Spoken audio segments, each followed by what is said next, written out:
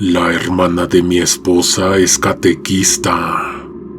Su vida gira en torno a las actividades que organiza en la iglesia, una iglesia que está a unas calles de su casa. Es un sitio grande, demasiado grande para el barrio en el que está. Se sitúa en los bordes de la localidad acá en Sonora, donde el calor parte las banquetas. El edificio es de concreto blanco con techos altos, 2 torres con campanas que ya casi no suenan y ventanas con vitrales desteñidos por el sol. Rodeando hay una reja baja que apenas sirve para marcar el terreno y un patio con grava que más parece un estacionamiento improvisado. Aún así, siempre tiene gente, siempre hay algo pasando en su interior. Lucy, mi cuñada, no suele hablar mucho de lo que pasa en su trabajo. Es seria con lo de la iglesia, reservada. Pero una tarde hace como 10 años llegó a vernos y venía rara, agitada. Dijo que tenía miedo de pasar la noche sola. Entrando a la casa se fue directo a la mesa, juntó las manos, cerró los ojos y se puso a rezar. No le preguntamos nada. Intuíamos que algo había pasado, pero se notaba que no estaba lista para hablar. Más noche, cuando estábamos por subirnos a dormir, fue ella la que nos pidió que nos quedáramos un rato más. Apuesto a que esto sí lo van a querer oír. Nos contó que en la iglesia hay una señora que va diario a hacer la limpieza. Se llama Leti. Yo la conozco, es una mujer callada, en ese entonces de unos 20 y tantos, delgada, de piel quemada por el sol, siempre con el cabello recogido con una pinza. No se mete en nada, hace bien su trabajo y es rápida. Lucy había notado algo curioso, que Leti a veces se subía en una escalera para cubrir una estatua con una manta oscura, y siempre a la misma figura, la del Sagrado Corazón de Jesús. Era la única imagen que cubría.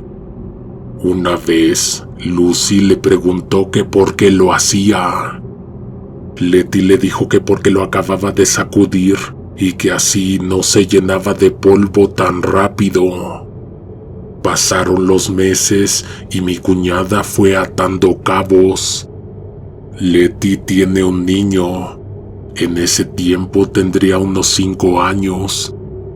Iba al kinder, no era común que lo llevara a la iglesia, solo en ocasiones especiales o cuando no tenía con quién dejarlo. Cuando lo hacía, se notaba que al niño no le gustaba estar ahí. No hacía berrinche ni se portaba mal, pero lloraba casi todo el tiempo. Bajo, quedito, como con miedo. No era por aburrimiento, era por la estatua del Sagrado Corazón. El niño le tenía miedo, pavor. La imagen estaba en un costado del altar principal. Era grande, de casi 2 metros. Es aquel Cristo con túnica roja, con el corazón al descubierto en el pecho, envuelto en fuego, con espinas, la mano derecha levantada, los ojos abiertos, mirando fijo. Esa estatua yo también la llegué a ver. Los detalles del rostro eran muy marcados. Tenía una expresión que a algunos les parecía serena, pero a otros les incomodaba. No estaba mal hecha, al contrario, era muy realista. Leti sabía que su hijo le tenía miedo, pero no decía nada. Para ella era una falta de respeto decir que una imagen religiosa daba miedo, pero el niño no lo podía disimular. Temblaba cada vez que pasaba por ahí. Así que para que el chamaco estuviera tranquilo, lo cubría.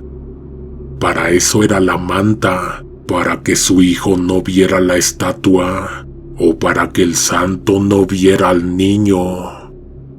Mi cuñada lo dejó pasar. Realmente no le vio nada de malo. A ella le parecía una estatua muy bonita, decía que transmitía paz, fe, ese tipo de cosas para las que fueron creadas las imágenes religiosas. Pero si tapándola el niño se sentía mejor, para ella no había problema, hasta que pasó lo que la hizo visitarnos a la casa aquella tarde. Fue después de unos eventos de Semana Santa. Habían trabajado semanas completas organizando todo. Lucy, al momento, estaba encargada de revisar unas facturas y sacar los reportes. Justo estaban limpiando las oficinas, así que tuvo que buscar otro lugar para sentarse y trabajar. Se fue con sus papeles a la nave principal y se sentó en una de las bancas de madera. Estaba cerca de la estatua que, como en otras ocasiones, estaba cubierta. No recuerda en qué momento se quedó dormida. El calor, el cansancio, el silencio la vencieron. Lo que sí recuerda es cómo se despertó de golpe con el corazón acelerado, como cuando te das cuenta que te quedaste dormido donde no debías. Había algo raro. Ella se encontraba cubierta con una manta, la misma que se le ponía a la estatua, la tenía encima. Se la quitó rápido, se incorporó, tenía la respiración agitada, el pecho le latía con fuerza. No entendía qué estaba pasando. Y entonces miró hacia la columna. La estatua no estaba. No se levantó hasta que estuvo segura de que verdaderamente estaba despierta. Dijo que el estado de somnolencia la hizo pensar que lo que estaba pasando era un juego de su propia imaginación, pero no. Eso que estaba percibiendo no era parte de un sueño. Se levantó y caminó hacia la columna. Revisó la base donde estaba la estatua. La placa seguía ahí. Sagrado Corazón de Jesús, y el nombre de quien la había donado grabado en letras pequeñas. Lucy iba descalza.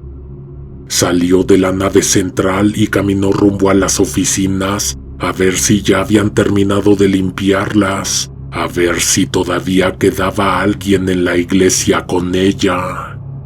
El recorrido fue largo. Salió por el pasillo lateral, cruzó el área de las veladoras apagadas, pasó junto a los confesionarios y las demás bancas vacías. La única luz era la que entraba desde los vitrales, que ya ni daban luz porque el sol ya estaba medio escondido. Después de eso vino el pasillo que conecta con la parte trasera. Una especie de corredor techado donde están las oficinas administrativas y el salón de catequesis. Ahí ya no hay bancas, solo un piso de cemento, una mesa vieja y un cuadro de Juan Pablo II. Cuando iba llegando, escuchó agua corriendo, como si alguien estuviera en el lavadero. También se oía el típico ruido de un trapo enjuagándose en una cubeta. Letty, la señora de la limpieza, debía estar ahí. Fue justo al doblar por el pasillo antes de entrar a su oficina cuando lo vio. Un hombre con túnica de espaldas. Asomado hacia el interior de la oficina, quieto como congelado. como si estuviera espiando a alguien. Lucy no pudo hablar, se le cerró la garganta. Dio un paso, luego otro, muy despacio. No hacía ruido porque iba descalza, pero tampoco quería hacer ruido porque entendió que algo no estaba bien. Se fue acercando y al asomarse lo que vio la dejó fría. Adentro estaba el niño, el hijo de Letty. Estaba recargado en la pared, no se movía, tenía los ojos bien abiertos, la boca abierta también, como si estuviera gritando, pero no le salía ningún sonido. Era solo el gesto, como un grito mudo, trabado, como si el miedo le hubiera hurtado la voz. Parecía congelado de puro pánico. El hombre ese que estaba ahí era la estatua del Sagrado Corazón. No era parecido, no era un tipo disfrazado, era la misma figura. La túnica, el cabello, la expresión, el brillo de los ojos. Igual, pero vivo, respirando, inmóvil pero con presencia, como si algo habitara su interior. Lucy no lo pensó, salió corriendo como pudo, tropezándose, respirando agitada, fue directo a informar lo que acababa de ver. Ni siquiera lo pensó en términos religiosos, no dijo que era un milagro ni una aparición.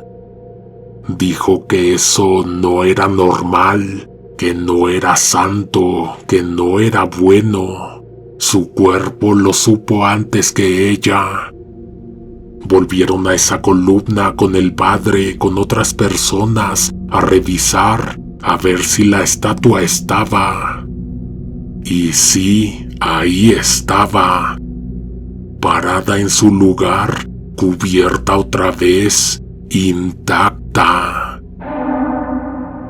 El padre no dudó de las palabras de mi cuñada, y no sé si fue orden directa o solo autorización, pero quedó claro que tampoco él la quería más ahí. Dijo que sí, que había que deshacerse de esa imagen. Y en efecto la destruyeron, la trituraron, la rompieron en partes, la sacaron en bolsas negras como si fuera escombro. La decisión del padre se sustentaba en el origen de la estatua.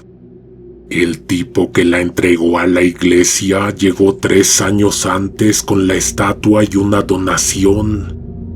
No era mucho dinero, pero sí algo considerable. El padre la aceptó porque, según dijo después, a esa clase de personas no se les puede decir que no. Ese hombre tiempo después fue detenido. Lo investigaban por desapariciones, por cosas feas, cosas que no voy a repetir. Lo agarraron exactamente una semana después de que destruyeron la estatua.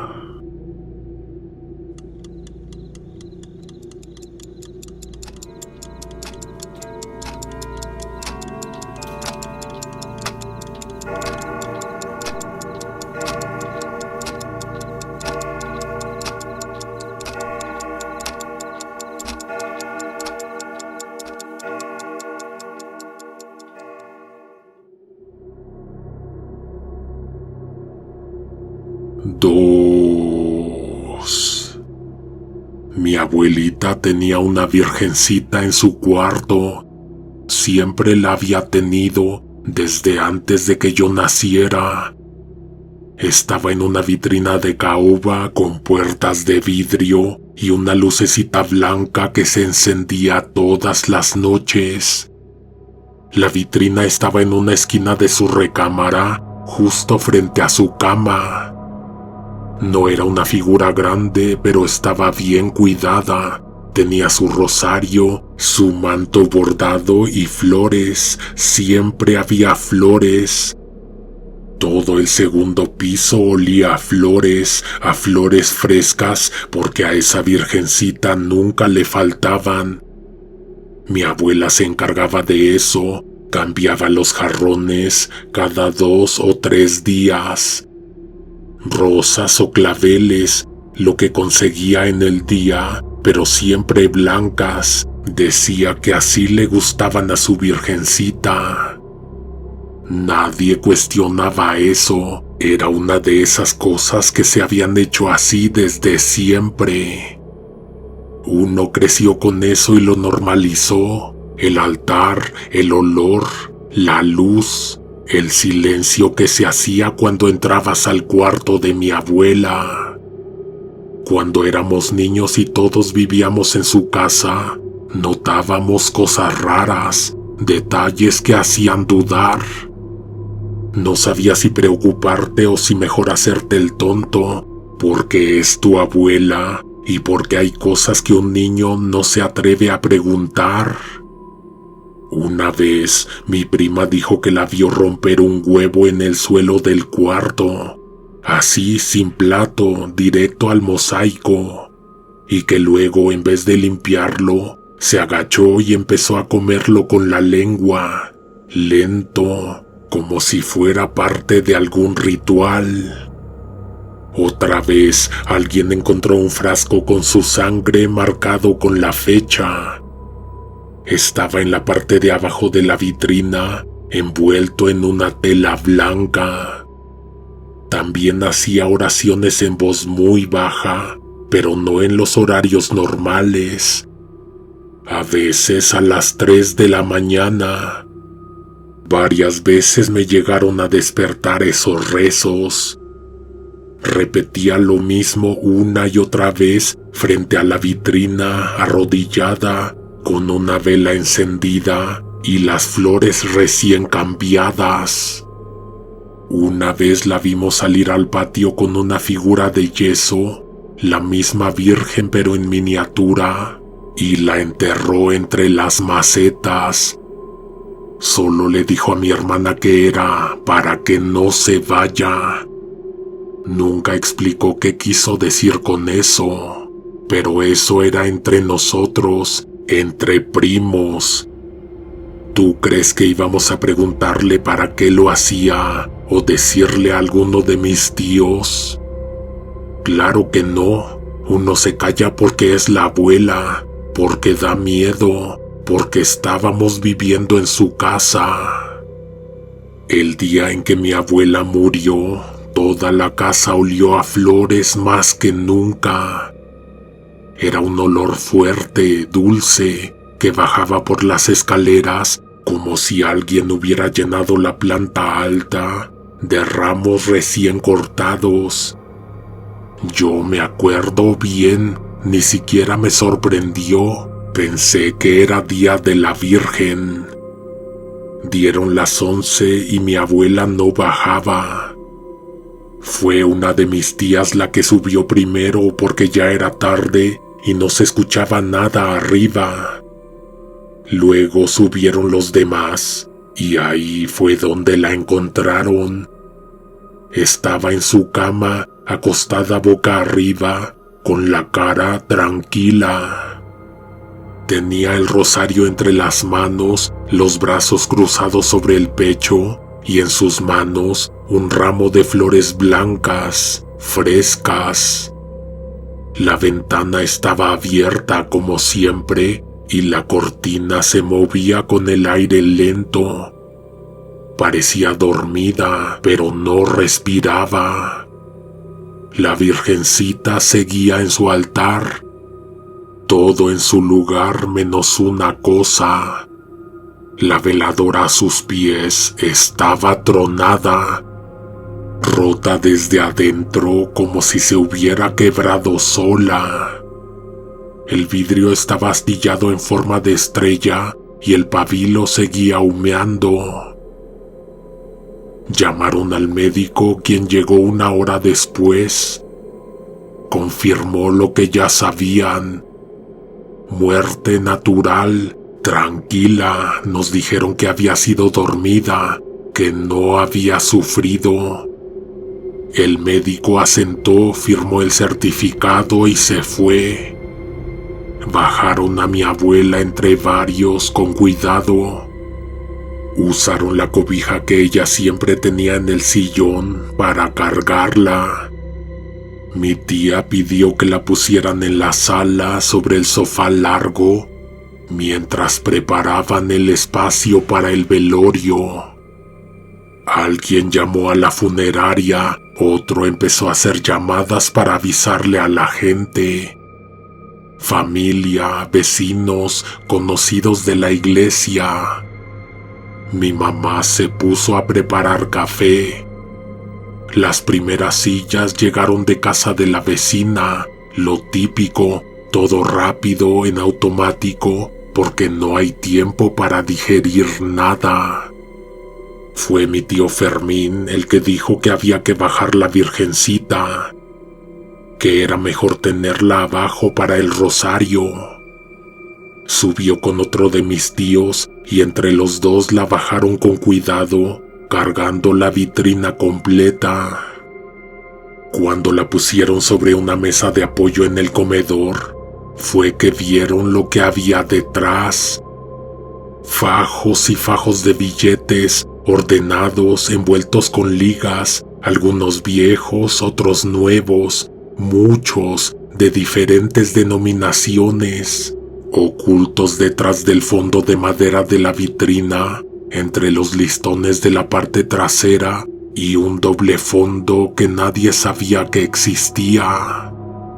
Nadie dijo nada al principio. Solo se miraron en silencio. Mi tío abrió más. Había más fajos. Algunos estaban en sobres, otros directamente apilados. Nadie supo cuánto dinero era, pero era mucho. Nadie sabía de dónde había salido, cuándo lo guardó, ni para qué. Empezó a llegar la gente, primero los más cercanos, tíos, primos, vecinos que habían convivido con ella toda la vida. Todos con esa cara que uno pone en los velorios, mezcla de respeto, incomodidad y cansancio. Gente que no sabe bien qué decir, así que llega, abraza, se sienta, toma café y guarda silencio. Algunos hablaban bajo, otros solo miraban el piso o la foto que pusieron sobre la mesa. La sala se llenó de sillas, algunas no hacían juego, unas de plástico, otras de madera vieja. Los rezos empezaron, el rosario, las letanías, las respuestas mecánicas. La escena está bien grabada en mi mente.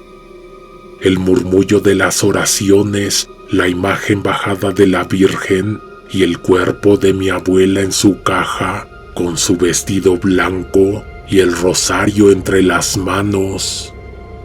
Fue pasando la medianoche que alguien lo notó. Está prendida. Una mujer, no sé si vecina o familiar lejana, lo dijo en voz baja señalando la vitrina de la Virgencita. La llama estaba encendida, pero no en la veladora, sino directamente en la figura. Desde adentro, como si la estuviera iluminando algo al interior, una luz anaranjada, débil, pero viva. Alguien dijo que había que echarle agua porque se había prendido en llamas. Corrieron por una cubeta, pero antes de que regresaran, la cosa cambió. La luz se volvió una llamarada de golpe, como si alguien le hubiera echado gasolina. No se extendió lento, no. Subió de golpe como un soplete. En cuestión de segundos la figura ardió. La túnica, las flores, el vestido, todo se consumió rápido. Algunos gritaron, otros se quedaron clavados mirando.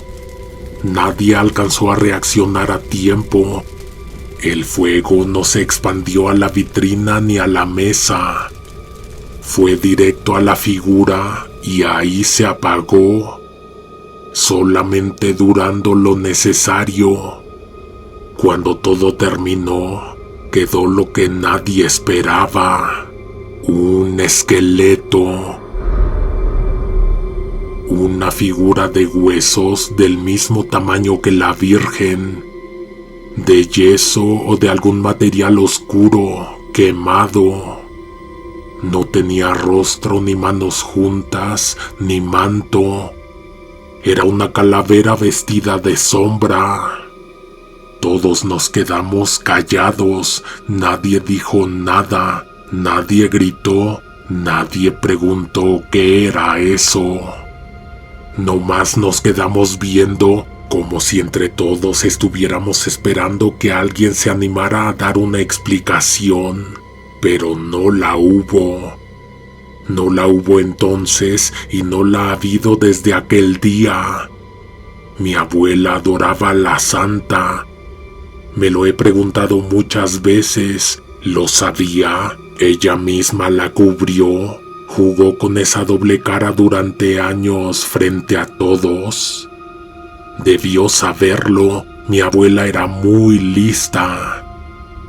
Después del entierro, cuando ya no quedaba nadie en la casa más que los de sangre directa, mis tíos subieron la vitrina otra vez. La colocaron en su lugar, en la esquina del cuarto, con absoluto respeto. Nadie se atrevió a decir que mejor se tirara o se guardara. Simplemente subieron y la dejaron donde siempre estuvo. Desde entonces la recámara de mi abuela ha permanecido cerrada con llave.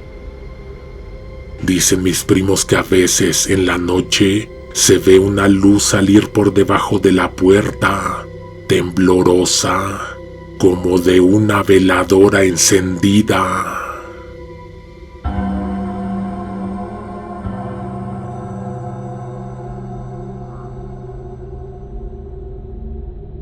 Tres. Mi primo vive en La Guerrero, en uno de esos edificios antiguos que llevan décadas aguantando temblores, saqueos y plagas. Desde hace años, él y un grupo de vecinos organizan excursiones religiosas, peregrinaciones a Chalma, a la Basílica, a San Juan de los Lagos, lo que se ofrezca. Algunos lo hacen por fe, otros por promesa, muchos por aventura o por salir de la rutina. Esta historia me la contó una noche en que me quedé a dormir en su departamento porque no alcancé el camión. Vi una foto que tenían en la sala donde estaban retratados con un montón de gente. Era la peregrinación del 2023. Se me ocurrió preguntarle si iban a ir este año. Me habló bajito. No lo hemos vuelto a organizar desde entonces. Aquel entonces salieron de noche en camionetas hasta Tenancingo. De ahí a pie. Caminaban con ánimo, cantando alabanzas, tomando fotos con una virgen plastificada que llevaban a la espalda. Eran en total 43 personas. Entre ellos iban 2 mochileros extranjeros, una señora que había estado enferma y un muchacho que se había metido mucho en la religión después de dejar la cárcel. Por seguridad, decidieron no irse por la carretera. Se fueron por el sendero viejo, el que va entre el cerro, marcado apenas por cintas en algunos árboles. Lo tomaron porque alguien del grupo aseguró conocerlo bien, pero conforme subían, el camino se volvió más solitario, la vegetación cerrada y el aire espeso. A eso de las 9 de la noche, ya en lo alto del cerro, todo comenzó a sentirse raro. No raro como de miedo, me dijo, sino como de que algo está a punto de pasar. El aire tenía electricidad, literal, era como si diminutas agujas rozaran tu piel. Te tocabas los brazos y sentías pequeños calambres. El suelo, según él, ya no pesaba lo mismo. Los pasos eran más ligeros, como si uno caminara sobre colchones invisibles o como si la gravedad hubiera disminuido. Algunos empezaron a reír nerviosamente. Otros se callaron de golpe porque luego descendió un olor a hierbas. Hierbas dulces, húmedas, como a toronjil y albahaca, y a tierra recién movida. Nadie sabía de dónde venía el aroma. Era fuerte, pero no desagradable, solo extraño. Fue ahí cuando escucharon la tormenta, lejana pero retumbando en lo alto. Relámpagos que no iluminaban el cielo, pero se sentían en el pecho. Pensaron que iba a llover y se prepararon como pudieron, sacando bolsas negras, impermeables, pero en vez de lluvia, el cielo cambió de color. Primero azul profundo, luego verde como fuego químico, después púrpura. Las nubes parecían bailar como humo guiado por música que no se escuchaba. Nadie habló, nadie se movió. Y entonces el cielo se rasgó. Una línea horizontal perfecta que se abrió como si fuera piel. Del otro lado no había estrellas ni oscuridad. Había un ojo vertical del tamaño de una cancha de fútbol, flotando inmóvil entre las nubes. Un ojo que los miraba. No emitía luz, no parpadeaba, pero todos sintieron lo mismo. Nos está viendo. Solo los miró durante 7 segundos exactos. 7 segundos que algunos sintieron como horas. Luego desapareció, se cerró sin ruido y la noche volvió. Solo que ya no era la misma noche. Al día siguiente llegaron a Chalma silenciosos. Algunos lloraban, pero no sabían por qué. Otros iban con la mirada perdida.